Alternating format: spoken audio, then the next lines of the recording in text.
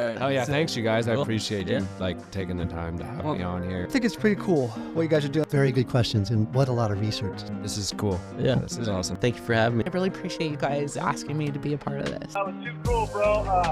And I was between shifts. I'm between shifts right now. I think I'm gonna be between shifts the rest of my life.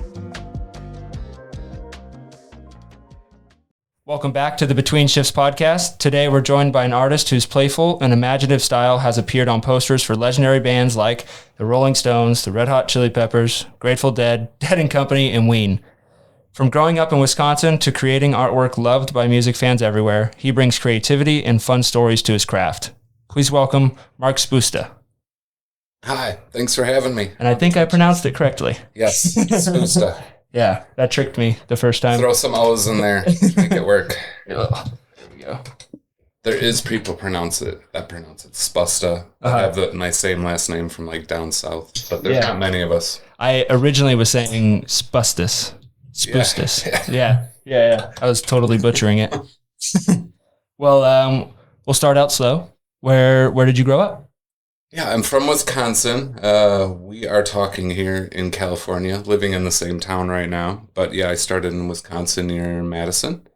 Went to college near Minneapolis, a university called Wisconsin Stout. When in doubt, go to Stout. My grades weren't amazing. But Stout was really good at graphic design, so I graduated high school in 1996. This is kind of at the beginning of computer graphic design, and seemed like a way to make money with art. I think I kind of got told by a lot of people that would be pretty hard to do, to make money at art. So I figured I'd learn the computer, and then I kind of, in college, worked on combining some illustration and art, graphic design on the computer. Yeah, what was your childhood like in Wisconsin? Lots of rivers and streams and turtles and frogs and pretty quaint Wisconsin childhood, rural like farmland. But I did play in nature quite a bit. I was out there quite a bit. I think that was my sanctuary. And then I drew a lot as a kid. Oh, so you were into art pretty early on in life then? As early as you can be into art. And I think it became an identity very early as well. Like as a 3-year-old, Mark can draw these characters or try, get a little reward of, that's cool. And that, it was always part of what I was doing. Yeah. Were you more of a doodler, or would you have kind of sit down and focus on a canvas sort of artist? I think I drew a lot of characters that existed, a lot of Jim Henson type Kermit or that type of thing. My parents were worried about how much I was drawing at a very young age, almost kind of just the attention I was giving it. My dad would throw me a football, it would just hit my face, and then I'd go back to drawing for 2 hours as a 7-year-old. They're like, this kid should be running around. Yeah. Just I almost want to say my 3-year-old art was just a 3-year-old version of the art I'm doing now. Yeah. It is all within the same line. I wasn't drawing that much cars or spaceships of people shooting each other. It was still kind of weird monsters and characters and goofy stuff. And when you were growing up, did you have any siblings? I have a sister. You have a sister, younger. Not just when you were growing up. I don't know why you phrased like that. Yeah, no, she's around. She's 2 years younger. I kind of taught her how to draw with me. We were looking at her old art, and she was kind of impressed with how well she drew at a young age, because that's what I wanted her to do. And then she stopped doing it. But wow, that's how I wanted to play. Friends would come over, let's draw. That's kind of boring, but that's where my head was at. Yeah, definitely. What did your parents do? They were remodelers, so we remodeled homes. So very different than what I did. And, I did work for the remodeling company and threw trash in dumpsters and stuff like that and worked on the jobs. But I did not want to be like a tradesman. And I did not want to be in my father's shadow in a small town, kind of working on his jobs and having every employee kind of be annoyed with me. For sure. Yeah. I feel that one. Yeah, my dad's been a plumber. Oh, there you go. Ever, as long as I could remember. I think he was 18 when he got into the union. He can make good money at that. He makes great money. Yeah. But at the same time, I'm like, he's at the point now in his career where he's trying to convince me to get into plumbing. But I'm like, I've grown up watching you. Yeah. I've watched you Swear complain. at pipes. Yeah, not want to do much when you get home. Like. What a bonding experience. Yeah. He used to load me up and take me on alleged side jobs. Yeah. But we'd go down to the crawl space and I'd just be handing them tools. Yeah. To learn. It was fun. Who helped shape your sense of self most growing up? Did you have a person in your life that helped you navigate who you are today? I wouldn't say that I do. I mean, my parents were very supportive of me going a route that they didn't understand, and I don't even really know where, my creativity came from or who it was inspired by around me. I had good role models, good folks, good relatives. My grandpa was a draftsman. He did design bridges, so I would get his old pencils and stuff like that. So I was a little inspired that there was some artisticness in my family, but I don't have a specific. Even some of my early art teachers weren't even that really supportive of me in a way. So I don't know. Some of my role models may have come later in life, and not maybe role models, just kind of people along the way that kind of made my path easier and pushed me forward. And that might have happened more high school into college and some of the educators and stuff. But other than that, I just want to give my parents a shout out. They let me do what I wanted to do.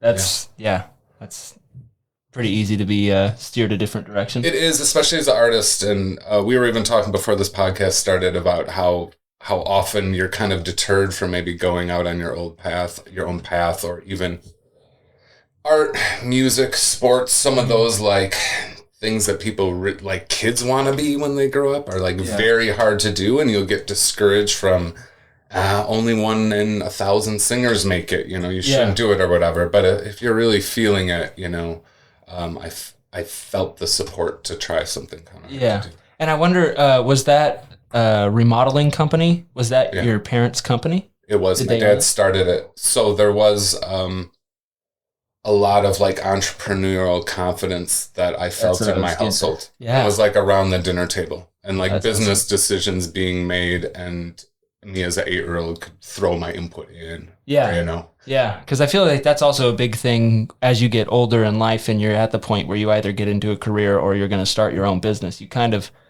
especially if your parents have that entrepreneur spirit and mindset because they started their own thing, it's that much easier for you to kind of be like, hey, no, I can do this if I set my mind to it and go for it. Whereas some people, their parents are company people, and that's totally fine also.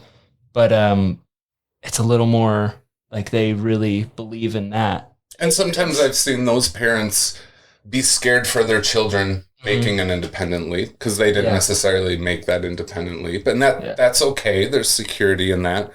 But I also saw my parents fail. I saw them try business ideas that we discussed, and I saw them discuss thoroughly and really debate, and I saw them kind of flounder. And we're fine. Yeah. So I saw that you can fail, you can succeed. And I saw my father's dedication to the employees and the staff that he built, but I realized that's something I didn't want. I didn't ever want to be responsible for all those people. And, we'll get to it, but I work in the music industry, and so many of the bands I work with, I do have sympathy for their situation as a creative because they're supporting 150 people or 100 people on the tour. And if they're burnt out and don't want to do it another round, they're laying tons of people off. They are their creativity is responsible for this big train of people's livelihoods, and it gets heavy. So stressful for sure. I wanted to be independent. I think that's something I learned from being a part of a business, and it's amazing, and it's a community, and you can feel pride in providing all that. But I was that's a lot. That's a burden. Yeah, and at least if you're independent, at least if there is a mistake, it's yours, and you don't have to, you can just own it and move on at that point. Yep, you're putting out your own fires, not somebody else's. Yeah. Do you have, or What was one of your earliest memories that still feels vivid today from your childhood? I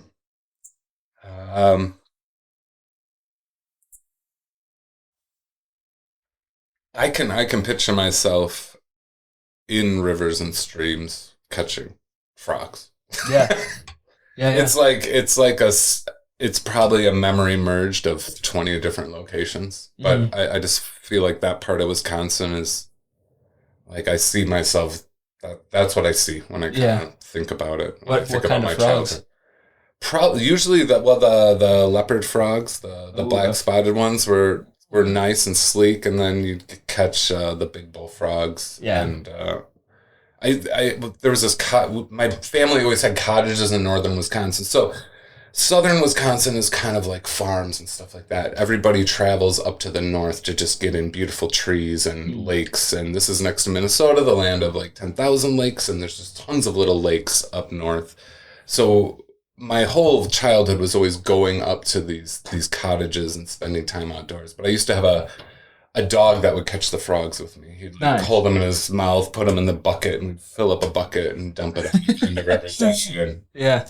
So, it's nice to be here in El Granada, Half Moon Bay, Moss Beach, where we are now, because I feel like, starting from San Francisco when I moved to California, this is kind of like the outdoorsy area that I was like looking for. It's still like small town. We have all these amenities, but like we can get out there and find newts and find frogs and lizards. Well, there's actually a lot more reptiles and amphibians here, almost. Yeah. And from Wisconsin, which is fun for me and my family and my kids. Yeah. Have you driven down south at all, like towards Santa Cruz, and explored all those creeks and rivers down there? No, I mean we've done some of it because we camp at Memorial Park, which has crayfish and frogs and stuff. Yeah. So that's one of them. But yeah, there's so much to explore just within that distance. I drove past it the other day, but Waddell Creek, down south a bit. Okay.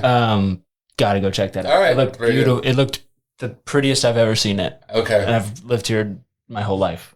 Nice. It looked amazing, but it's like halfway between here and Santa Cruz. So is that kind of where the little wetland sanctuary area? Yeah, it's got hiking trails. So if you're coming down, have you driven down to Santa Cruz? Yeah. Highway 1? Yeah. So you typically would see kite surfers there. Yes, yeah. That beach right there. On the left-hand side of the highway driving down to Santa Cruz is all the hiking trails and whatnot for Waddell. Yeah. It's freaking so pretty. Oh, well, I'm glad you appreciate it. You're from here, right? Yes. Yeah. I'm fourth generation. Okay, that's amazing. Yeah. I mean, I've kind of got to choose where I want to live to some extent. And this is my choice. Oh, yeah. This is like, it's kind of got it all. As far as environment, the ocean is really healing, and I know I barely play in it. I'm sure you do as a local. Not as much as I should, to be honest. And I love Wisconsin for its nature and its environment, but man, we were just there, and my kids got so many mosquito bites so fast. It was so humid, and I came back here, and it's just like moisture, and my dry fingers kind of swell back up with moisture. I'm like, So. Yeah, now you really sound like a local. Yeah. Everybody will go and travel and then come back. They're like, it's so nice to be home. I feel reinvigorated coming back. For sure. So growing up, did you play any organized sports or any action sports? Not so much. Again, I mentioned the story of my dad throwing me a football and me not catching it. And that was kind of like, I didn't really gravitate towards sports at all. Did a little soccer. I was as crappy as any kid playing soccer, didn't really do much with it. I learned how to play basketball when I was like 13, and I just really kind of got into that, but I never kind of caught up with being good. Yeah. So I never played organized basketball. Oh, okay. I play more organized basketball now than I did when I was in high school. such a great way to stay in shape. It is such a great way to stay in shape, and for me as an artist, man, it feels like the perfect release of all the tension I build up all day in my arm. And so I always like actually having a hoop at my house and getting shots up every day. But it's kind of about I love the basketball. I love it as like an object. It's like one of my favorite objects in the world. I love holding one. I love dribbling it around. I just like having it. I I just think it's a really cool thing. Yeah. The basketball itself. And, and the sport has like always been a nice outlet and always a good connection with people. I mean, just random people uniting on a court, and you all know what you're doing. Yeah. So real quick, before I get into that, where did you go to college, and if you did, where did you go to college? I went to this little school, University of Stout, right? So this is near Minneapolis. I did not even know where the school was when I enrolled. I actually thought it was, there's two Menominees. There's Menominee Falls, which is over by where the Green Bay Packers kind of play. Okay, yeah. And then on the other side of the state by Minneapolis is Menominee. I actually thought I was going to the other side of the state until it was like the day before of like touring the college. I'm like, oh, cool, it's by Minneapolis. But I had kind of received so much guidance to go there. I just didn't even really think just trusting other people. Yeah, I'm just like, all right, this is the next phase of my life. Yeah. But that's not right now. You know, this is my senior year. I'm into this. So yeah, that was graphic design I stayed there for 5 years. I went to Australia for a semester. Awesome. Which kind of extended my college experience. And I also added a lot of like painting, which wasn't really counting towards my, I kind of got like, I added a little bit of art into my, my college life, even though the credits weren't really applying. I just wanted, there was some printmaking I did, which is pretty close to what I do now. I mean, I was doing some screen printing. So yeah, I just wanted to push it a little farther and do that Australia thing. So I was having fun in college. Yeah. I wanted to extend it. Yeah. Were you playing any basketball open gyms in college? Absolutely. Awesome. Yeah. Such yeah. He runs you organized the open gym at Seacrest? I organized it. It's kind of when COVID hit, we lost a lot of access to all the high school and Cunha and the middle school courts. Yeah. And everybody wanted to play, and my kids are going to this private school, and somebody was doing a run there. So I asked them and got my insurance policy, signed some papers, and we've been running for a while. So that's a nice community game. We get like the best of the high school players. We get 60-year-olds and everybody in between. I do that 2 nights a week. So you got to join us. I was hoping you would have played with us already. So you could discuss my game. We just always have a podcast on Wednesdays. Oh, we made an exception with you for Tuesday. Oh, that's right. That's right. But so what are the 2 nights? So it's Monday and Wednesday night. It starts at 8:30, sometimes 9. So it's a late game. But, I don't got a job. Yeah. I can play late. Yeah. I'm gonna try to. I was legit gonna go tomorrow night, but now the floors have been waxed. Yes, so it's like perfect timing. Fresh. And then next week I'm off to San Diego, but you have my word, I will be there. All right, I'm going to. You probably know some guys there. We got to get you on our alumni team. We can just say you're an alumni and you can play with us. Not really very good. I'm old. We showed up last year to the basketball alumni game, and I think it was like just me and another buddy from my age, and it was all guys that graduated like 2 years ago. So it was perfect. So they're young. It was perfect. Yeah, we lost by 5 points. Oh, all right. It was a good game. Do they give the older teams extra points? No. They do that I in think our they team. just start the... So like if you're a 50-year-old team, I think they give you like the amount of age you're older than the other team divided by 2 or something. Oh, shit. That's cool. So Honestly, like 15 or 10 points. This is at Seacrest? No, this is at Marq. This would be my alumni. Oh, okay. Which I've had dreams of getting all my buddies at 50 and like, all right, let's unite. Let's go back to... You should. Yeah. We started doing...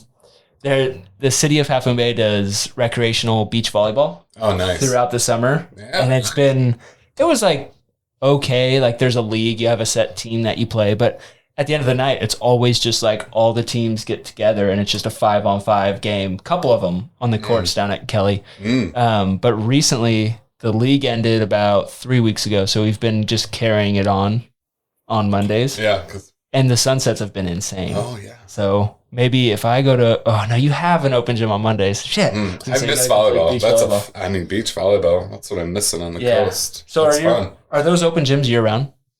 Yeah, we're always going. There's just like a school play or something going on. And then actually last summer they completely redid that gym and we added a ton of stuff. So we didn't play last summer. Okay. We played all summer. Yeah. I grew up practicing in that gym quite a bit. Oh, nice. Yeah. It's a great gym. Did you play high school basketball? I did. Oh, yeah, I played okay. basketball since 3rd grade. All right. Yeah. Played all the way up. My grandpa and my dad were super into basketball. That was their Get the old men out. Well, I don't know about my dad. Yeah, he's looking at retirement. He's got some other focuses. We got guys that play that like half their body is like implants. Yeah. They've fake hips. I'll try to talk him into it. Fake knees. Yeah. Everything. When you were a kid, what did you expect your adulthood to look like? You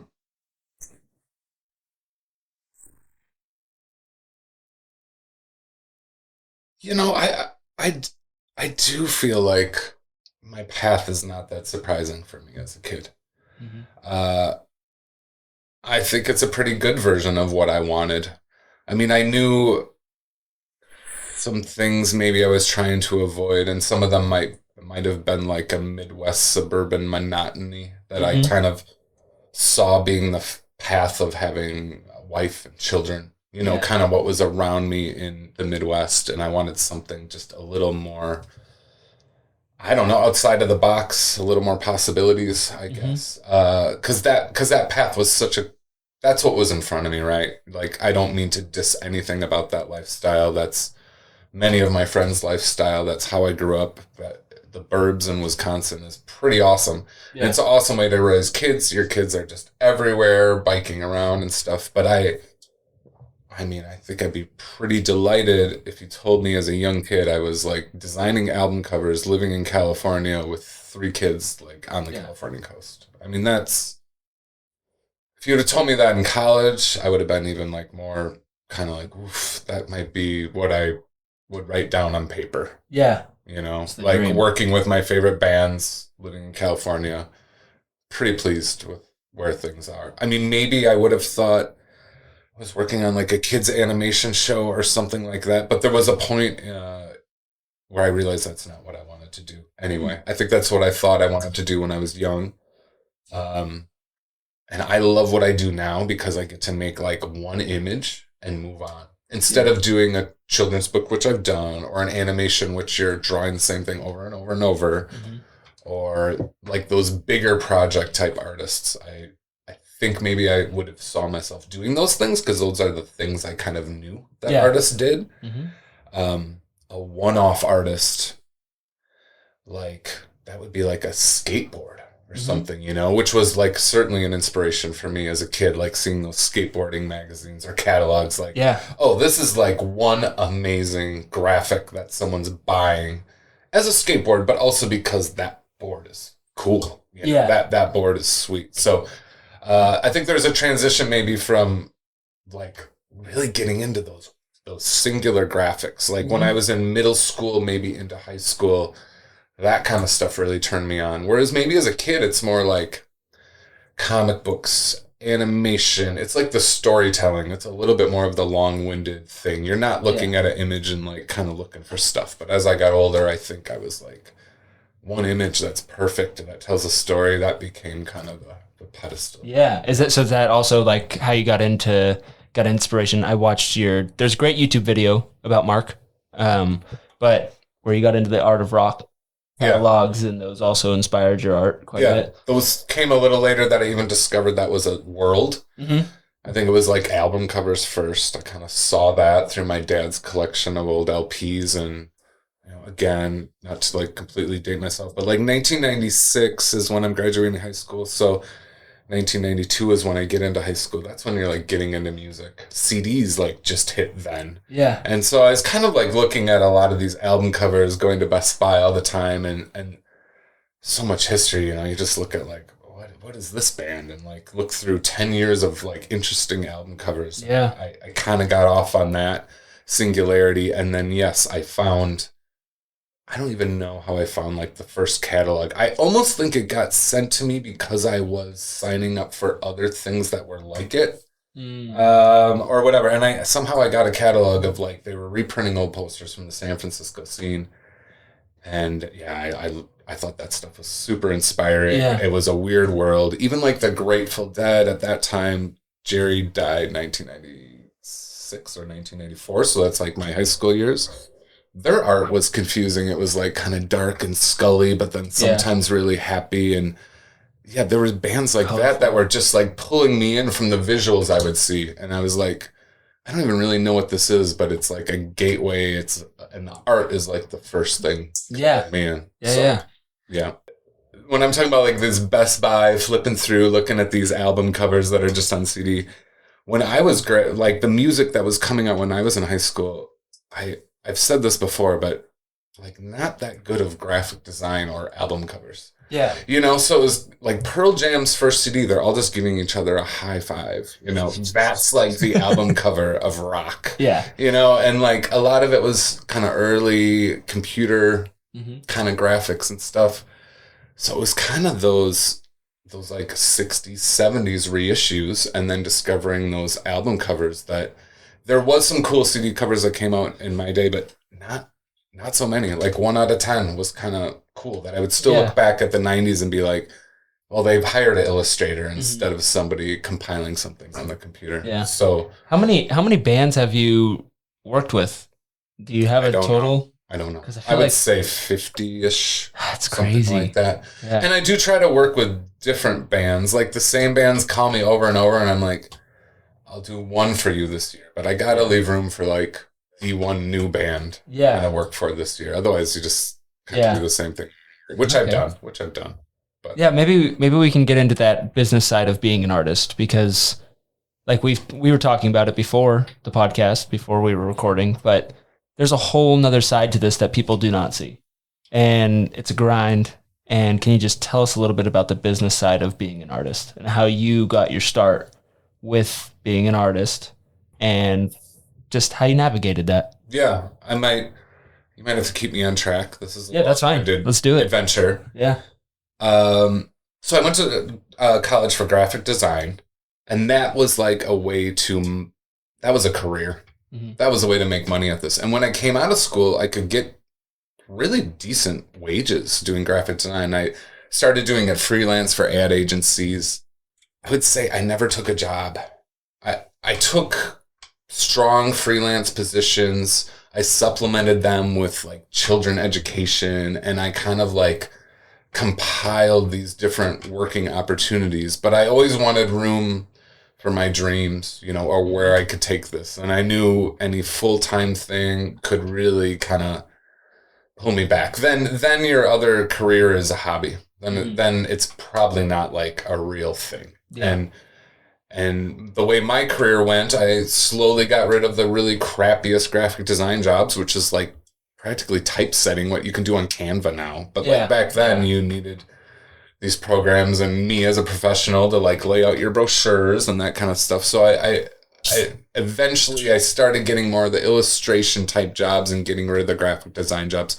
My last project in college, I should have brought some samples for you. I forgot. I lived in the same town and could just show this stuff. But the last thing I did in college was a deck of playing cards, and I kind of illustrated all the face cards, not every card. And it was a college project, and I'm like, this is how I'm going to enter the world. I'm going to send these decks of cards out. That sounds super cool. But I actually had to get a loan coming out of college. I was out of money. I needed like $2,000+ which is like nothing. But like I got a loan from this bank, and they let me print these cards, and I print them in India, and then I would wrap them, and I'd send them around town in Madison. And I would start to get these little illustration jobs. So, right, I'm doing like a $200 cover for the local paper, or this or that, just really low paying, but like I'm illustrating, drawing, I'm building a portfolio. I'm also at the same time making money as a graphic designer, enough to afford rent with a couple other guys in Madison and start my life, not really making much, but kind of allowing me enough freedom to not be like full-time graphic designer, so I can kind of do these illustration jobs. Yeah. And my dad always asked me, how much time are you spending on this? Yeah. 12 hours. How much did you get? $150. Yeah. So you're making, Yeah. Blah, blah, blah an hour. Yeah. Like that's spoken like a total construction guy. Yeah. And that's how a lot of my early career was. Like none of the economics of being an artist or an illustrator made sense. So I had to supplement it with these other things that made sense. Yeah. Eventually, now I'm an older man and I made it all make sense, and it slowly made sense. And I slowly realized where to pull money out of things. Okay, that paid me better. Or okay, now I'm finally selling to people. Mm-hmm. And that brings in this. Or like, what's a consistent way to like sell my art? What did you find? What is the most consistent way? Is it a website? Is it having a gallery where you can... I think it changed during my artist career because websites became a bigger thing. Mm-hmm. But I think if you can, in this day and age, you just gotta like reach your own audience. Mm-hmm. I don't want to put down any of the middlemen because the middlemen are important. The galleries, the publishers, the organizers of events, all these people kind of bringing art to the world are all very important. Mm-hmm.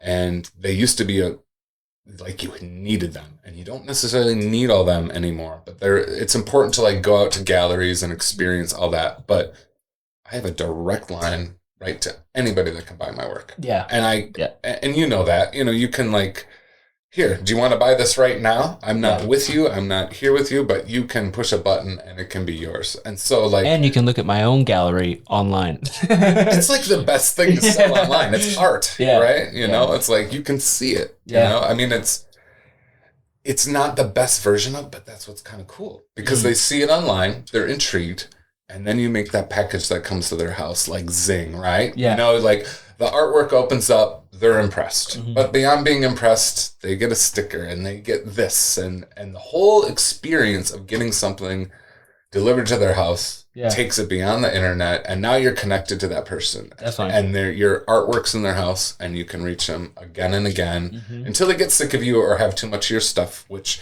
is going to happen all the time. So you need to reach new people. And there's people that collect my work that I'm just like... Yeah, you've probably reached your capacity.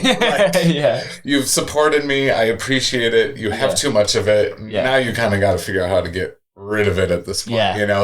That's how collecting kind of goes for a lot of people. So from a business standpoint, when you're doing your art, do you have that blue collar mentality like your parents did, where you can sit down from, I don't know, 9 to 5 and you can do art, or do you have just kind of a schedule that bounces around when you're doing your art? My schedule bounces around. Mm-hmm. It is hard to draw from 9 to 5. Oh, fuck, I bet. So like so I have 3 kids, 2.5 to 12. Mm-hmm. I mean, in summer they're around, and I just kind of try to incorporate everything so that, time's provided to me where I get chunks of time to work.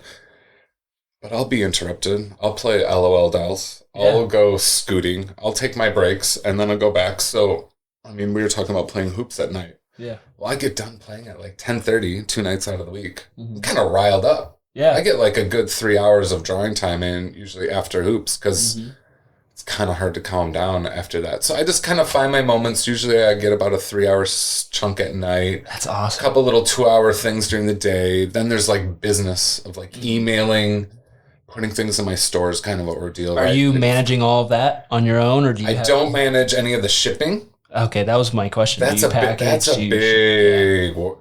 thing. Yeah, I mean that's like a couple days of work. Oh yeah, because talk about the blue collar aspect. I mean, I'm not trying to sell $1,000 things. I'm trying to sell a lot of $50 to $100 things. Yeah, that's like my business model. So I'm sending. I mean, there's times I send out 1,000 packages in a week. That's like the biggest sale I do, but that's how my sales go. It's like I release something and it all happens at once. It all sells at once. So if I have 200 things and I put it online, I have 3 days of work to do to get that to the people. So I have people to do that for. So have you found that to be the most successful way with running an art business like that? Like, do you hold on to your things until you can release them all at once? Or when they're ready, you put them online and then they sell and then that one's ready, Yeah. Well, what I'm talking about is also screen prints. So I'm releasing 300 of the same thing a lot of times. It is nice to release a few things or do things all at once, then people can buy things and you're kind of consolidating on shipping. Yeah. I mean, if I'm releasing something every month, I might be sending to the same people every month. It's almost like a subscription. It's like, well, let's maybe consolidate this and take advantage of good Now, shipping. have you ever tried to make a magazine? Like what you were influenced from when you were little? No. Well, a lot of my early kids stuff, I was just at my house in Wisconsin. I did like these magazines that were like Mad Magazine, trying to recreate everything about a Mad Magazine in my own version, some comic books. I've done one children's book, and it was exhausting for me to kind of keep drawing the same characters. I've kind of gotten so into, every time I hit the paper, it's like a fresh start, that it was really cumbersome to me to like develop and redraw the same things over and over. So there's like no conducive line to my storytelling. And I don't know if I'll ever get there again. I have 3 kids. I often feel like I've learned much from being a dad, that it would be nice to like do kids books that with my knowledge now, but I like don't quite have the stamina for like the long-windedness of the project and continuing to kind of rework the same characters. When I was first introduced to your art from Claire, when she told me who you were, but I instantly thought of Where the Wild Things Are. Yeah. Just immediately. I don't know why. I mean, I do know why. No, there's a lot of similarities, but I really enjoy how you have the little characters that kind of go along in some of your art. I don't think it's in all of them, but I also heard you talking about it in that video. It's super cool. I really like that. Yeah. Not hide them, but you know, they're hard to see in the art. And it's cool. I think some of that is inspired by some of those kids' books, right? Because like, there was this one book, it was like Little Monster or something. It's very 1980s, but there's a series of them. But in every one, he has like 3 little pets, like a little spider, a little frog or something.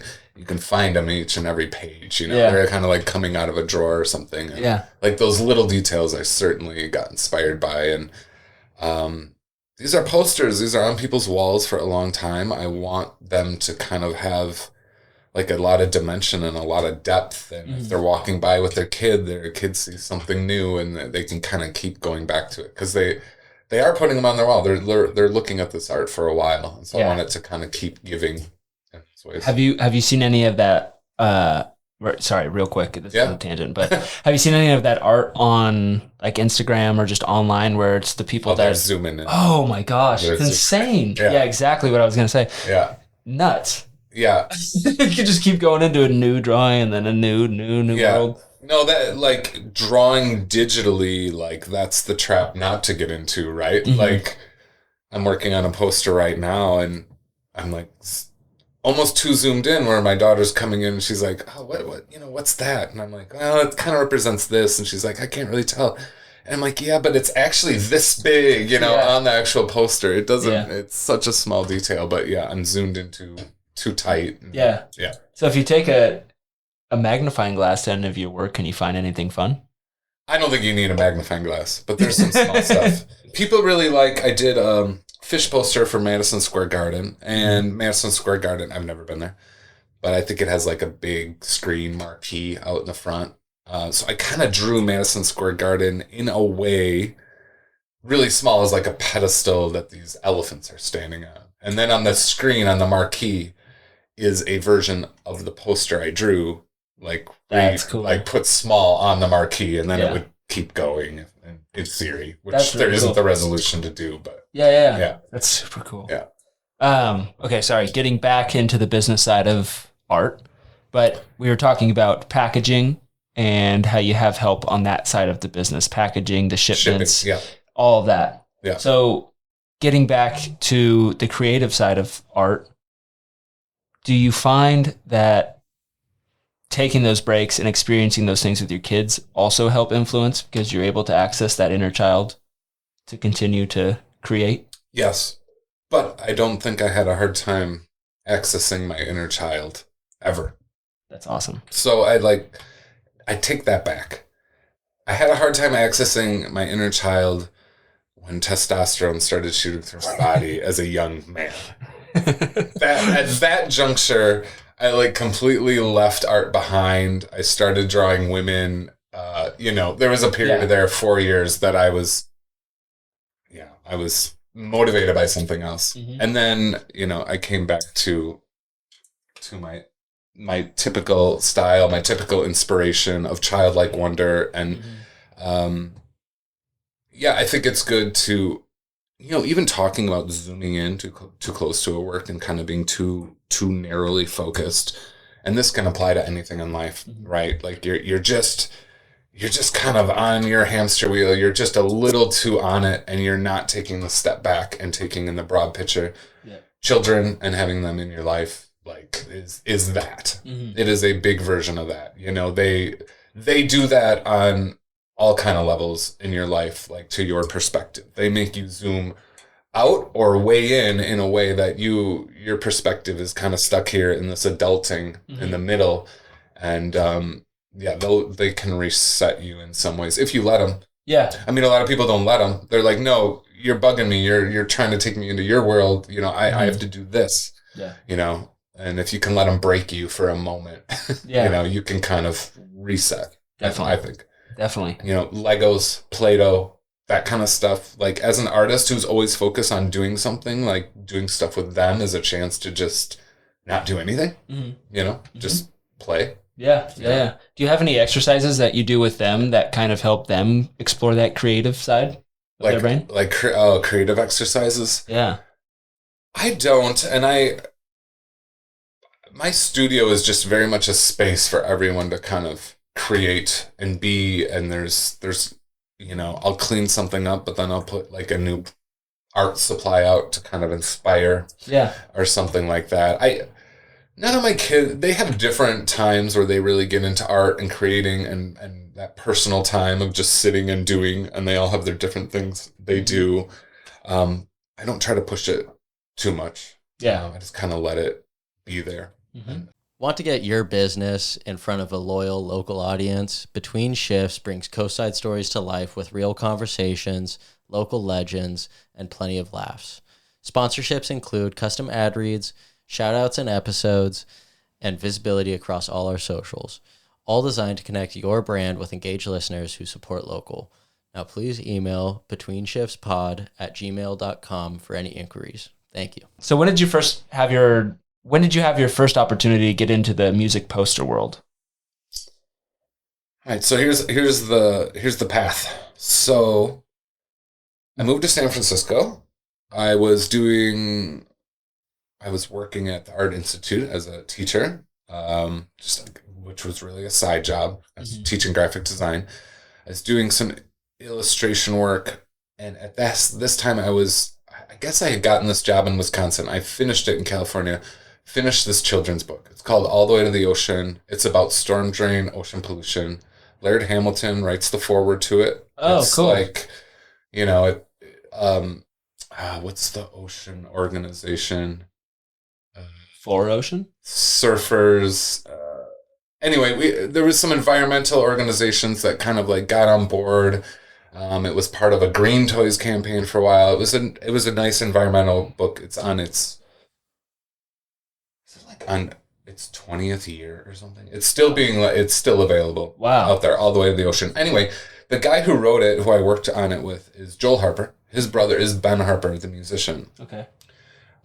So this was one of my first illustration jobs that I got through actually meeting Ben Harper in Australia and talking about his two brothers. His other brother was promoting his art. Then his third brother came to me and said, "You'd be perfect for this book." Did the book. Then Ben Harper had a guitarist named Mark Ford from the Black Crowes playing guitar with him on a tour. That guitarist then reunited with the Black Crowes, which was one of my favorite bands growing up, especially with this guitarist, Mark Ford. It's kind of the original lineup, just really good band.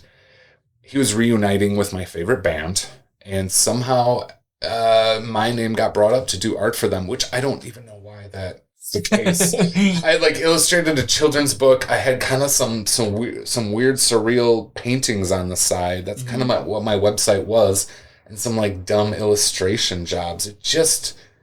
They took a chance on me that I still am very thankful for. In fact, I reached out to the art director recently and was just like, just so you know, like, I don't know why you guys gave me this opportunity, but like I think it's why I am where I am, or at least it was the important first step. And I continued to make the opportunities happen. But if that opportunity didn't happen like that, I'm not exactly sure.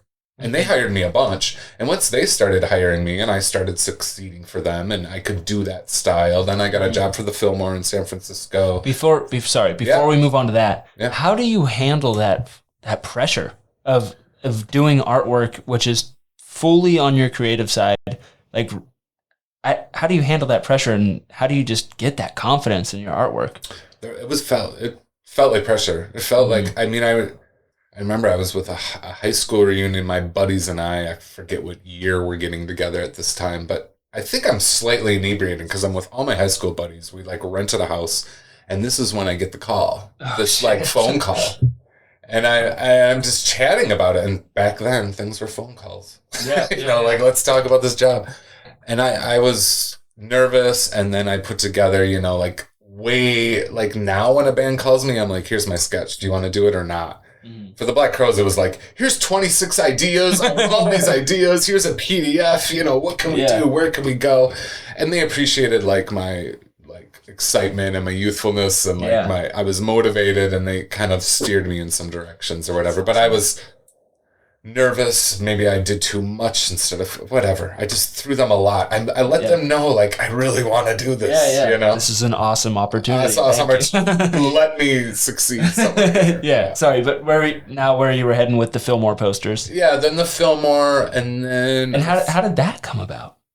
Fillmore posters, like that's... I figured out the art director, and I emailed her. Wow. And because you're speaking to the audience around here, like everybody grew up. At that time, I was like soliciting.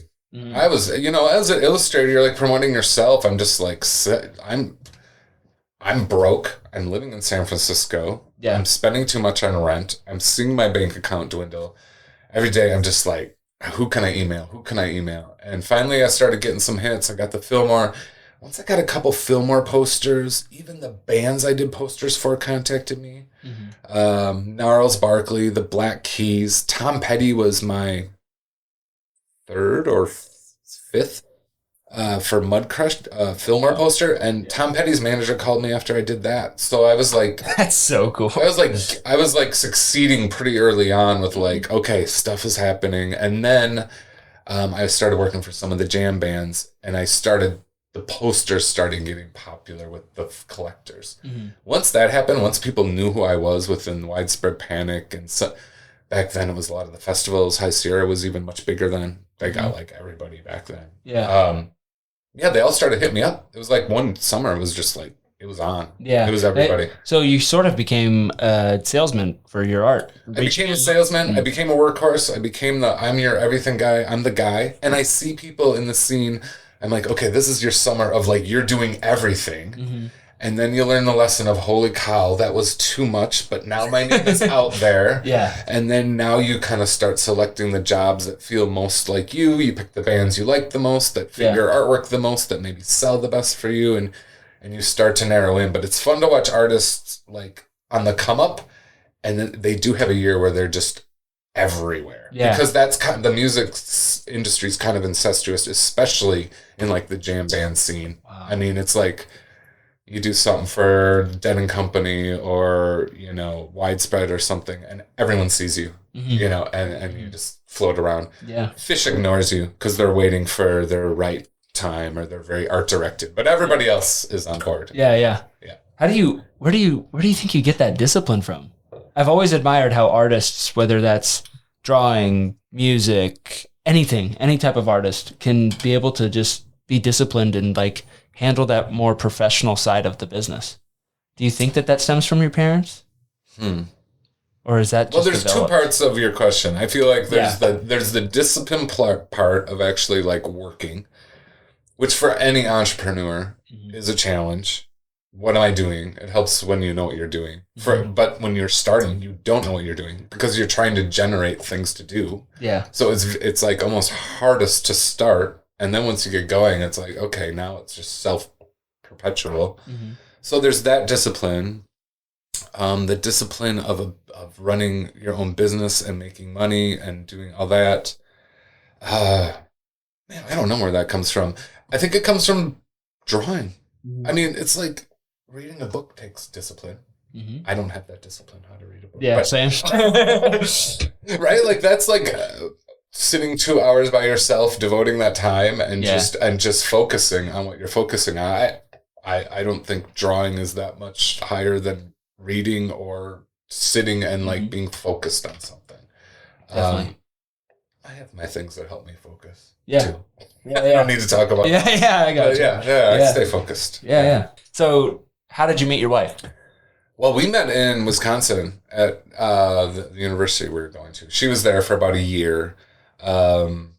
She was really close. The girl she grew up with was dating my roommate, and so there was a bond there. There was also a lot of friend bond, but that particular bond of me being roommates with her friend's eventual husband, I mean, actually at their wedding was kind of the first time my wife and I got together. So it was kind of like these really close mutual friends that got together, helped that link of us kind of being interested in each other kind of stay alive. And she was on the West Coast, so she lived in like Oregon, selling plants for Monrovia, a big plant grower. She went to CSU for that horticulture part of her education. And I was living in San Francisco for the first time, trying to make my dreams come true. This is when I'm teaching at Art Institute. Maybe I have a Fillmore poster job under my belt. And she's up there with a real career.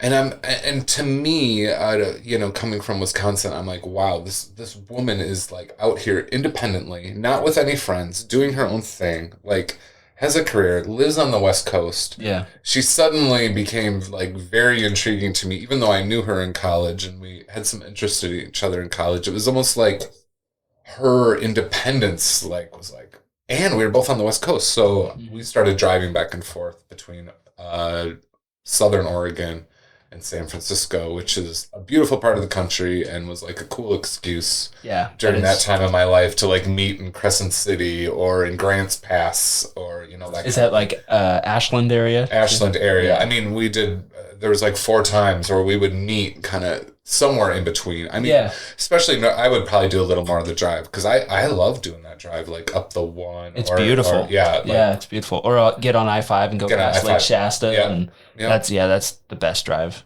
Yeah, it was a good excuse to do it. And I thought it was cool she was in Oregon. So I moved to be with her in Oregon. And then she got an opportunity to transfer back to California. And this is when we lived in Sequoia National Park. So there's the valley there, Visalia, Fresno, all that. There's a lot of like growing out there. But that's where she got a job to sell these plants from Monrovia. And it was a chance for me at an early point in my career, not having a lot of success. Moving to Oregon was really cheap from San Francisco. So I kind of got a chance to like take the pressure off a little bit of this freelance career that was young at this point, an early career. Moved to Oregon. Okay, I don't quite have to like make as much happen. I also live in the middle of nowhere in this little town. I'm not going to work at Art Institute. I'm not going to have like a real job. I just got to kind of like do the art. Also, sorry, what year was this? So that this must have been, I'm thinking in the sense of for your artwork you 2007. So you definitely had your website up and running. This is kind of the beginning. Yeah. Beginning of like an online portfolio. I think my first, going back to like my first job and being nervous, my first actual gig, and it was the Black Crowes, but it ended up being Madison Square Garden, Black Crowes, New Year's Eve.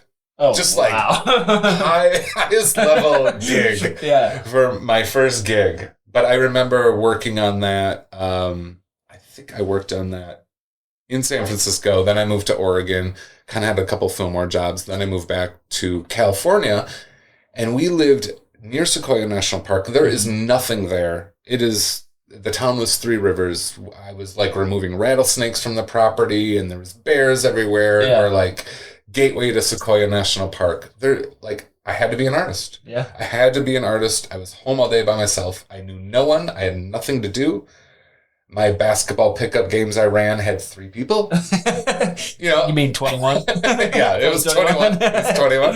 Yeah. It was nothing, and it was nature, and I kind of got inspired by that. My work kind of got less cynical, less inspired by city decrepitness, some of the crap you see in San Francisco, and it kind of became more inspired by birds sitting on a branch, the way Exploration. trees grow, moss, rivers, you know, that kind of thing. And I saw it like help the sales of my work. I saw my optimism and my calmness and the way it came out in my work really helped.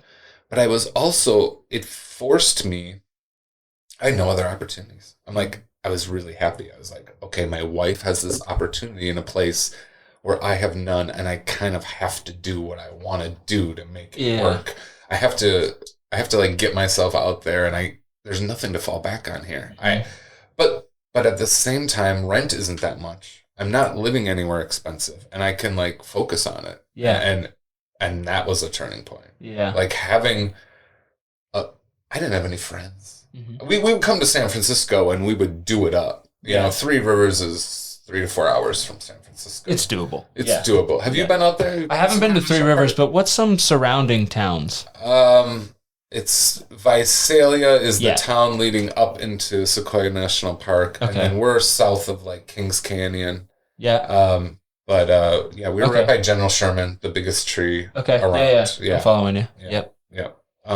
Do you find that sense of, I want to say calmness, in the sense of your wife having an opportunity up there and her being driven and not necessarily having that thought of your partner in life being unhappy, but she was more driven, and you're like, okay, cool.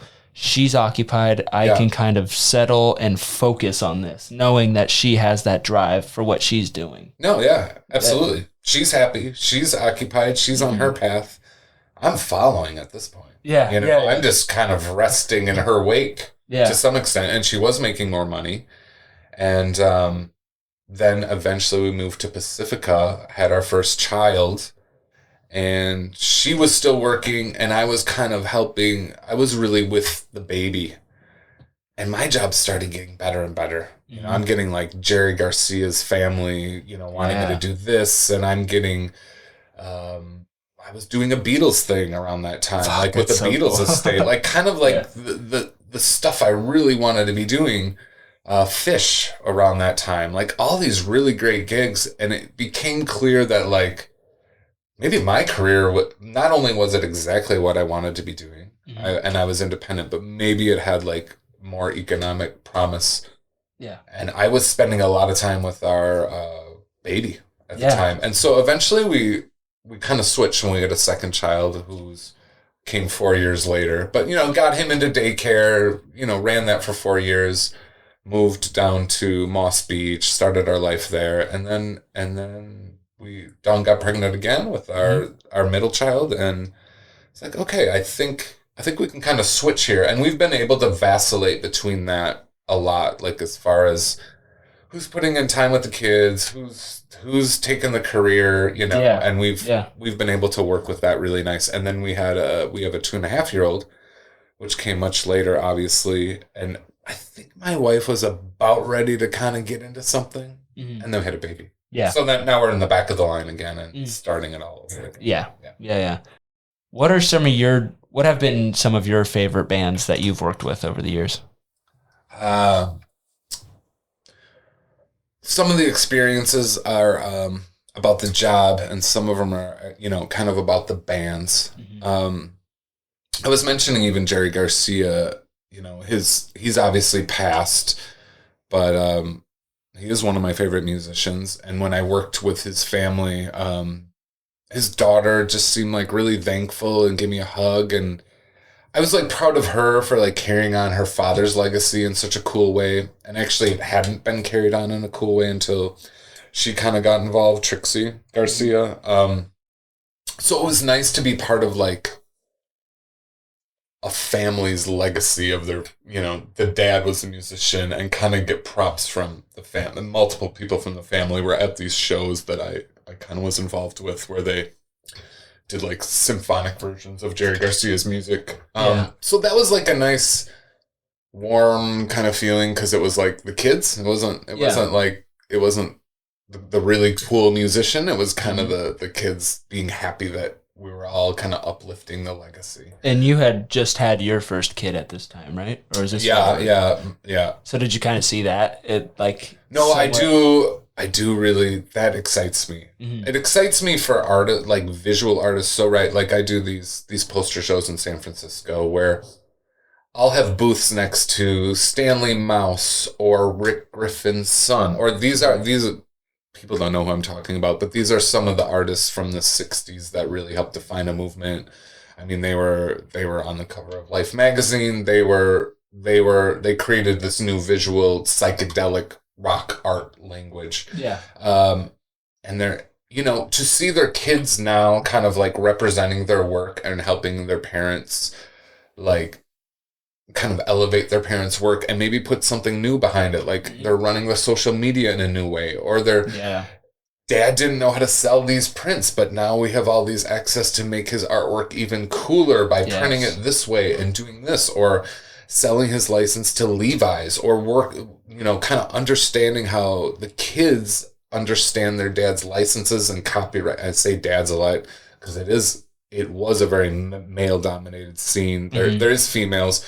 Now we got more females in, but a lot of the guys I loved are guys. There is some females in it, but anyway, I'm saying guys. It was a lot of guys. It was a lot of dudes. Yeah.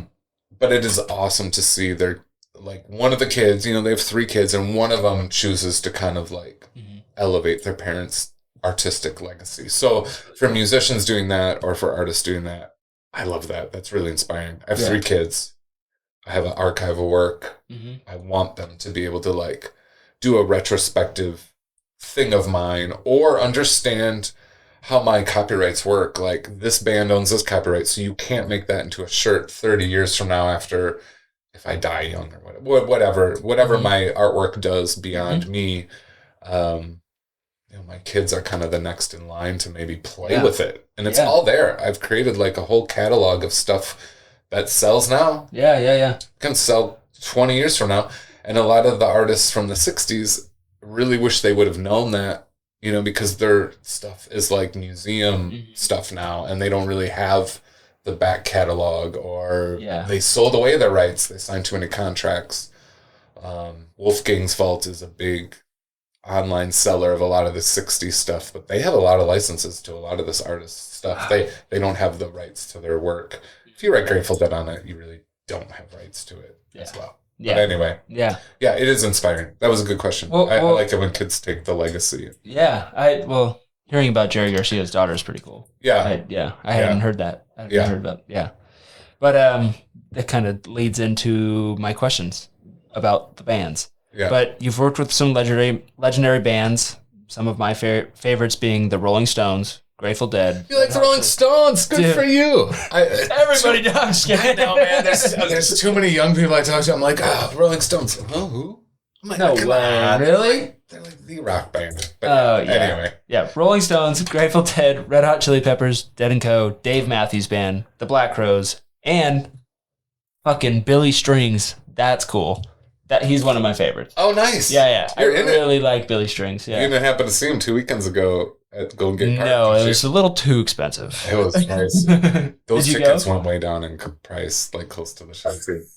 Yeah. And he played Wharf Rat with Dead & Co., and he should be in that band. He's a really good singer for that band. I felt it was I don't know if it was today or yesterday or sometime this week, but his mom passed away.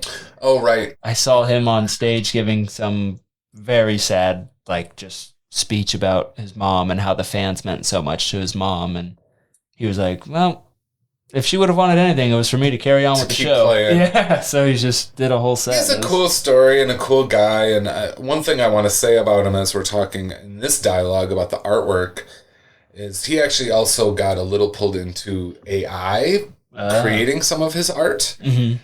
And his fans really called it out, right? Because all these bands are like promoting art. Mm-hmm. It's like I'm working for them, but it's a bit of a collaboration where we're artists working together and getting art out to the people. Music, sound, here's a bunch of creativity. Yeah. Enjoy it. Have this poster, have this shirt, let it be your identity. But they kind of got fooled into releasing some AI work that they didn't quite know. They hire artists kind of generated some AI type work. The fans kind of revolted, and I think Billy kind of set the precedent by like really calling it out and being very public. And he's an open book, man, when he talks to like the story you just told. Yeah. He's like letting people know about his sobriety, his California sobriety, and, everything. He's kind of letting people into his anxiety and his world. For sure. And he's like making that all open, but he did the same thing with AI. He's like, I'm sorry, we didn't know this was AI. And they really made some public statements about it that I feel like helped set the precedent that bands should not use AI to promote their artwork. Yeah. They are not AI. They are musicians playing real instruments. And for them to kind of skip over the artist and get, especially Grateful Dead bands, because there's so much Grateful Dead artwork. All you have to do is plug that shit in. Yeah. You get a Grateful Dead poster, and it's homogenous is the most basic stuff, but Skull and Roses, basic, you got psychedelic, There's so much information for AI to work off of for that, So anyway, Billy's cool for that. I think he's like a great person to take on that jam scene and kind of take it for. I had a question about when you're actively working with a band. Do you meet with the members of the band to go over, or do you kind of come up with a sketch of your interpretation of the band and send it to them and they're like, oh yeah, we like it, we'll use it? Or do you meet with them and they're like, we're looking for this, that? Like, it's very cool if they want to meet with me. I mean, that's like another level. And the industry used to be a little bit more that way. I think posters and merchandise has become so much more elevated now that there's a lot of in-betweeners, a lot of middlemen kind of managing all that. A band doing a poster for every show, getting these different artists to work with screen printers, to invest to like make the merch, to then sell back. It's a mess. It's a lot to manage. I can't really imagine, honestly. And I'm one of the many artists. I'm not always on time. It's like a lot to manage. That's the thing, like, I don't know. People talk a lot about like musician time where they're always late. They're always this, they're always that. But I feel like it comes back to rushing art. And I don't think it's as quality if you're rushing an art form. It's hard. I mean, these are gigs. There's always a deadline. It has to happen. Yeah. That is one of the biggest struggles of this industry I'm in is I never want to be done. And I have to be done. And I might have to pull all-nighter. And I have kids. Yeah. And I got the show's happening. It has to print. It has to happen. But yeah, it's... Continue with your next question. It's a hamster wheel. Yeah. The gig poster world. It's there's always a deadline. There's always a thing. Yeah. Well, I want to hear about what is a normal day in the life for you look like. I usually am with my 2-year-old in the very beginning. Get to spend a little time with her in the morning. Maybe I start to get productive around 10. There's business. There's business. I got I have people to send things to. I have fulfillment, but I have customer emails. I have job opportunities. One thing I feel is relevant to say in this podcast that's a little bit about, starting your thing or doing a business or whatever is kind of the art of saying no. But every other day, I'm writing an email that says no. Yeah. So it's kind of like coming up with a way to do that feels personable and isn't rude and doesn't completely close any doors. I mean, I'm busy right now, but I like what you're doing, and that person, whoever they are, I mean, I've watched collectors become people running these huge companies getting me Rolling Stones jobs. I've watched that happen many times. Wow. I've been doing this for 20 years.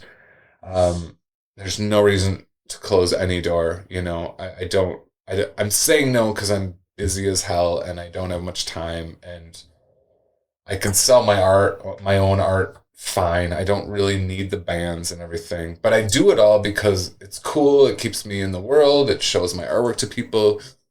you think it's cool. You might not interview me if I just did weird characters. You think the bands are, oh, this guy works for all these bands. You know, it's like, it like gets my name out there. It connects me with like totally new audiences. Yeah. And I'm trying to break up my day, but have like focused 2 hours chunks. Again, I can't draw for 5 hours straight. I cramp up. Yeah. I really need to shoot some hoops after that happens, you know? Yeah. So it's like a 2 hour chunk, maybe take the dogs for a walk or hang out with my son for a while doing some project he's working on. It's trying to be available. I have enough people in my life, just in my home. There's 4 of them with 2 dogs, lots of lizards, fish I need to take care of. Yeah. And so it's kind of trying to allow my schedule to not be so burdening so that when distractions come my way, I can embrace them. Right? Yeah. Yeah. So, and there's a lot of times I'm not like that. There's a lot of times I'm just like on the hamster wheel. Sorry, I have to say no to you, son, daughter. I can't deal with you right now. And you know, I work in the basement. I used to work in the garage.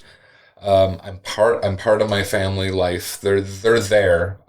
So I'm trying to focus, but not be totally closed off too, and take those distractions as breaks, and then get re-inspired to give it a couple good hours. Yeah. And so my days are very diverse. There is no typical day. Yeah. That's awesome. Yeah. I can't wait for school to start. The typical day will be different. Next week. Yeah. Well, do you see yourself staying in the same form of art that you've been doing, or are you looking to get into another form? Like, I don't know. I honestly, when I saw your artwork, I was thinking of like a comic book. Yeah. Like that. I feel like you could make a hell of a superhero. No, I got my characters. I think, you know, people want more out of them, want more of a story out of them, and I never really give that. I've been doing less gig posters over the years just because of the timeline, that hamster wheel of it, having kids, wanting to be flexible. I see my career going a little bit more art, a little bit more just kind of creating artwork for myself, and which is really for my collectors. I mean, I am thinking about the people that buy my art when I make it. It's not really, it's what I like to do, but it's like what I like to do that I think they'll like as well. And I think as my kids get a little older, I need to branch out and show up to some places. I can bring an energy as an artist that gives people something. I'll draw, I'll have a line of people. I'll draw for each person for like 10 or 15 minutes. Yeah. A lot of people want that out of me, and they want me to travel more. And I don't think I have, because I have kids. I love being here the most. But I do see that as I need to get out of my hole a little bit as I go forward. And doing this podcast, just, hey, man, that's a little part of it. Coming out. I mean, even in this town, I like being anonymous. Yeah. Nobody really knows what I do. Yeah. Your girlfriend happened to watch my house. Very funny story as to how we found Marq. But Claire, my girlfriend, was house sitting for him, and she was curious. She looked up the last name, Spusta, and she came across Marq's artwork, and she was like, you gotta check this fucking guy out. He's got some sick shit. And I was like, oh my God. And I like geeked out on you for a couple days, and then I got the balls to message you. Nice. Yeah. Nice. But I did not know how you guys found me. I'm like, oh, this is like a first crossover of people kind of knowing my art, and I'm in this town, which kind of keep separate in a lot. I mean, I'm not hiding what I do, but I'm not having exhibitions in town or showing anything here. You should, dude. And your artwork is and something that I could see my parents having on their wall. Yeah. But someday, maybe now that I've put down more roots, now that I've reinvested in the area, maybe I'll show off my stuff. There you go. Yeah. Well, looking ahead, what role do you want your art to play in the evolving culture of live music and festivals? That's a fun question. I wanted to get people excited.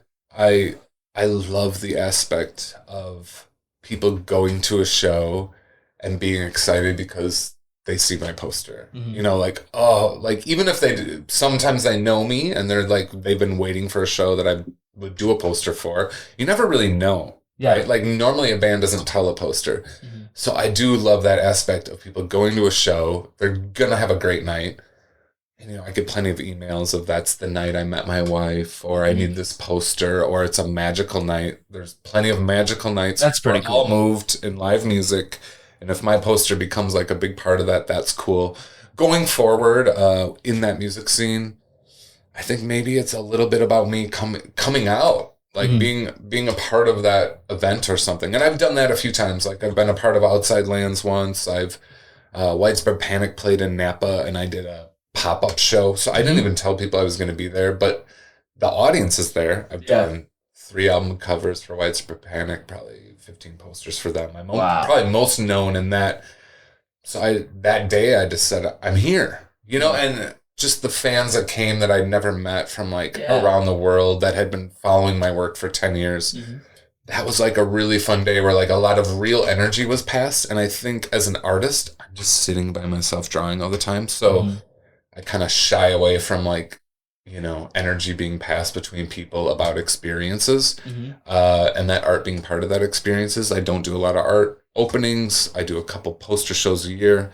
They're exhausting, but I think that part of the human connection of art and music and the way those 3 things can intertwine and really pull out a part of humanity that it's hard for your job to pull out, like emotion. Having that art be part of that emotion and those memories and the power of music. I always, as an artist, I always kind of long to be a musician where that thing is immediate, that energy passing is immediate. But then I'm really thankful to be an artist where my artwork can continue to live on and kind of do those things for people.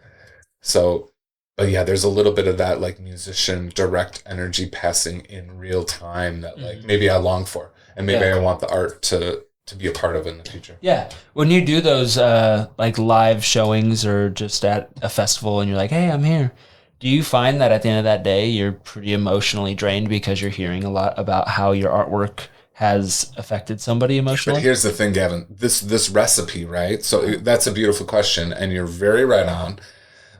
It's uplifting and it's draining, but the finish line is going to see that band live. Right, in this recipe, right? Yeah. So then you get to live all that emotion out, and I mean I've had some emotional experiences after those experiences, and then going to see the band, and it's just it all kind of bubbles over, and it's nice, and then it's complete, and it's so that part of that recipe where there's where live music finishes the day.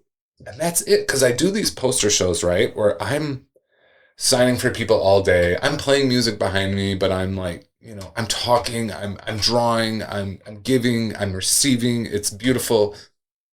I come home and I'm with my kids and it's great, but I almost I need to rage for a moment. I need to let that energy out of my body. And so to finish with a live show, and that's why that recipe is kind of interesting to me, to be more a part of that whole experience of energy transfer and the music and what it can do, because I almost need that release, just basketball is kind of a release for me for art, and biking with my son, and these releases after all this tension and building up, and it ties back into how you were saying when you work with a band, it's a symbiotic relationship between you and that band and creating that experience with your posters. Yeah, and I'm inspired by what they're doing. I want to see a band live before I work for them, if possible, to just see how their crowd reacts, where the energy's at, where they get most excited, get some lyrics seeping in for visuals and all that. But that is an inspiring scene. That is why I'm doing what I'm doing, because I really believe in people getting together, going to events, experiencing live music, and kind of that collective upliftedness that happens. Yeah, man, I wish I got into live music earlier on in life. I didn't go to my first concert until my freshman year of college. Okay. Yeah. Nuts. My parents just weren't into going to concerts, which is fine. And to be fair, the first concert, have you ever heard of Andre Nicotina? I haven't. The rapper. Rapper. Yeah, he's a rapper. So I would say it's alive. I don't know. Not what I would want to go experience today. Yeah. But at the time, it was pretty fun. Have you seen Billy Strings? No, I haven't seen him live. Okay. All right. That'd be pretty fun, though. Yeah. I saw Zach Bryan's in town. Yeah. I was more hyped on him a while back, but yeah. Yeah. Yeah. It's fun. Yeah. If you could go back and give your younger self any words of advice, what would you go back to? tell your younger self? This is a little like Back to the Future change. Oh yeah, we're getting Butterfly effect. We're getting back thing. there. Yeah, I don't. I mean, I wouldn't want to change too much because of I'm so happy with where I've ended up, and all the wrong turns end up being lessons. You know, I think the art of saying no was a lesson that was actually quite hard for me to learn. That I do preach a little bit to like people starting out. Like, there's just a point where you're just like you don't want to close doors. You want to say, if you're an independent person looking for gigs, I don't think this applies to people. Well, it applies, you know, to entrepreneurs or something. Somebody connects to you. I even was listening to Brian Overfelt's thing where he's talking about, you know, he's running a business in town and all these people come to him to ask for things because he's running a business in town, whether it be, you know, charitable for their school or other things. You know, your billboard's out there. Yeah. People are emailing you, and my billboard's out there as an artist available to do things. I do a lot for charity, I think, but man, I get asked to do a lot. Yeah, you know, because I can just give art or draw something or create, you know, an identity around a charity by having a visual thing, and I really love that my art can do that, and I really do it. And sometimes the burden of it is more like communicating with that person, sending them something, because I'm not really doing that, right? I told you I had fulfillment for all that. So even that stuff kind of bogs me down. So I think early on, you want to be a yes man to everyone. And if you start to break through where people are like, that guy's good at that thing, or that girl's just great at this task, I think a lot of people can kind of force you going into that direction maybe a little harder than you want. Or they see how they can exploit you. And it's not even exploiting. It's like, oh, they're so good at that. I can get them to help me with that. And then you just kind of like wear yourself out, or you're kind of doing too many yeses that you don't have time for your own possibilities sometimes. Yeah. So you kind of got to figure out how to be a nice asshole, how to turn people down in a way that feels good to you. I don't know. I think that's a lesson I wish I learned a little earlier than I did. Yeah, well, that's a great outlook, because when I'm thinking about possibly one day having my own business, like I talked to my uncle. I'm doing landscaping right now with my uncle Jimmy Cosolino, but he's always said, you know, you can't be afraid to say no to a job. If it's too much on your plate and it's going to affect your relationships outside of work, you have to be okay to just say no. Right, and it might be a really rich family that has this beautiful property that wants you to do a ton of stuff, but they're acting like they own you, or you're kind of getting that vibe, and you might not be able to fulfill all your other obligations or something. I mean, that kind of stuff.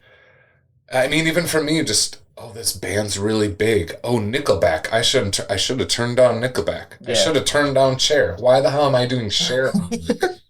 You know, but like in the beginning, it was just like, yeah, I'll do it. You know, do it all. Tried to be everything for everybody, and that was not efficient. Yeah. That's what it comes down to. Yeah, I love that. Thank you for sharing that. Yeah. What's next? What's next? I don't know. You know, I just bought a house in El Granada. We just bought a house in El Granada.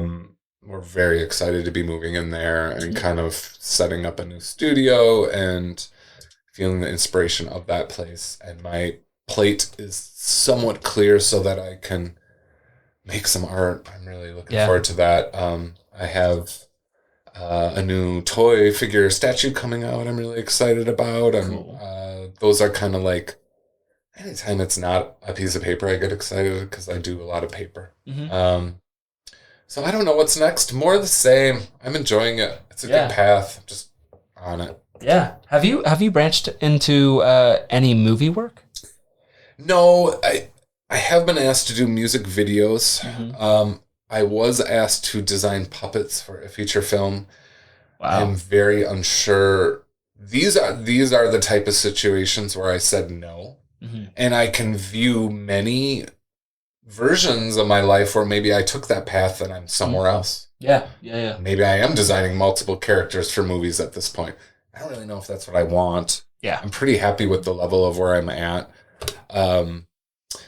So the movie things I've turned down just because I'm not really sure how to like pull income out of them. It's almost like developing characters for a movie studio to use for all their I mean, do I know those characters anymore? Are they too much of my style, or my style becomes almost dominated by this weird movie they were in? And there was some strange movies. Which is really a strange dynamic now that I'm thinking about it more, because like when you create a character, you create a storyline in your head behind this character. But when you give it to them, they are writing their own story. It's about their story. Yeah. Yeah. And then they feel ownership. Yeah. And they do have ownership. And I just don't, I really like making work. Even for the posters, a lot of times, if it's not for somebody where their iconography is too defined, I still retain rights to that artwork. And I can kind of, I was talking about my family and my legacy. That could generate money for my family and my legacy for 100 years from now. Yeah. 100 years, I think it becomes public domain. But if I'm in control of it, I'm always in control of it. And if I'm designing for someone else, it's how much money I get right then. Mm-hmm. There's a classic story of like the Rolling Stones logo, the lip, the tongue. That designer, I think, got $500 for it. Wow. And you know how much they've used that. And the Stones actually gave him more money as a bonus, which I'm sure is completely unheard of. And I always love hearing that story. And he still didn't get enough to make how iconic. I mean, he could be running a good agency and use that logo as like, I did this. Yeah. Now pay me $10,000 to do yours. Yeah. But a lot of that stuff doesn't pay off from the initial thing if you're working for somebody else. Yeah. So definitely. Well, doing my own thing. Can you tell these people where to find you? My last name is Spusta, Spusta, and you can find me there. Search my name, search art. My first name is Marq, Marq. I've run my website since college. I try to make that be the home, as social media is always changing, and Facebook is a trip, even just going on there. I use Instagram a lot.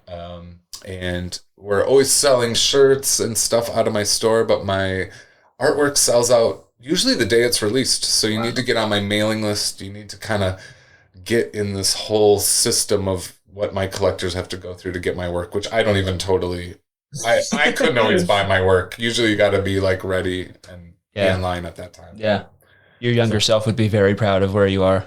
Yes. Yes. And I wouldn't be able to buy my work. Yeah. It'd be hard. There you go. Well, his Instagram is Spusta Studio. Spusta.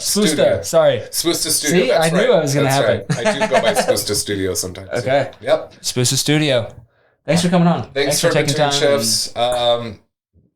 Good to know some local people that care. You guys have been great. Brought in a bike today to get fixed. It got broke 2 hours before this podcast. The whole package. He brought in a bike to have Chris work on. He's introduced me to another open gym I can start going to, and we got to interview him. Perfect. It's pretty cool. That's local vibes. Got to share a beer and hang out. All right. Cool. Thank you. Thank you.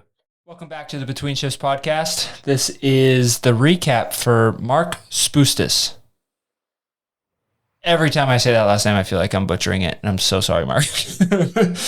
But what a character, but also hell of an artist, hell of a businessman. And it was really cool to just dig into the aspect of what his parents did and seeing how that translates into what he does now and how he handles himself professionally. A little weird being here without my other two co-hosts. This is the first episode I've really tried to do all alone. Very nervous. Knees weak, arms are heavy. Vomit on his sweater already.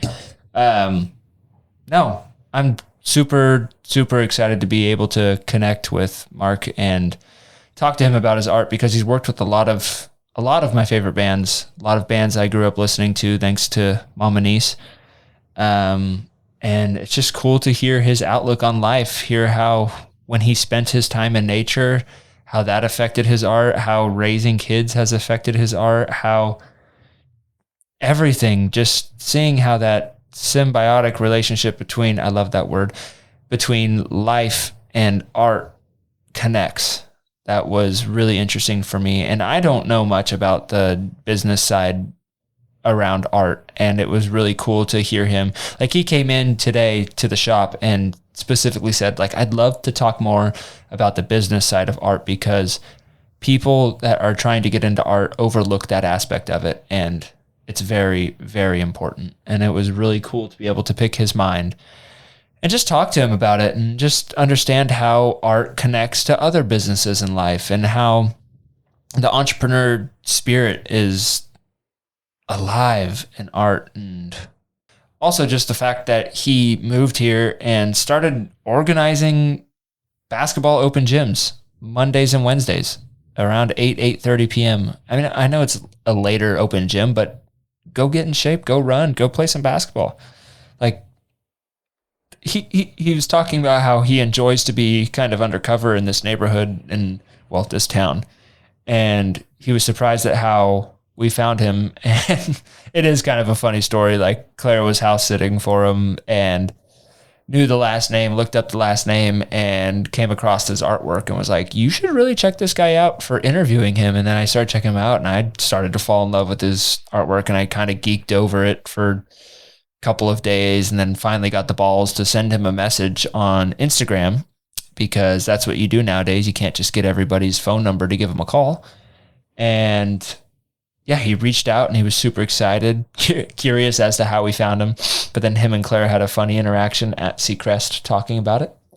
And yeah, just couldn't be happier to make this connection, and him taking time out of his day to come on our show to have me pick his mind and understand him as a human and the route that he took in life and how he got there, which is what this show is all about. And it's extremely hard to sit here and talk without another co-host to lean on, but you know, it's life. You got to roll with the punches. You got to do what you got to do to keep the show rolling on. And yeah, thank you guys for tuning in. Thank you guys for all the support. We are in the midst of moving on with this thing, and we're going to be taking in ad space. We're going to be having some shirts. We're going to have a Patreon. If you guys have any means of being able to support us in our, I guess you would call it journalist practices. I don't know what we're doing here, but this is fun interviewing. It's just a people's podcast. We're just sitting down having conversations, and I hope you guys are able to enjoy that, sit back and feel like you're a part of that conversation, because that's the whole goal with this.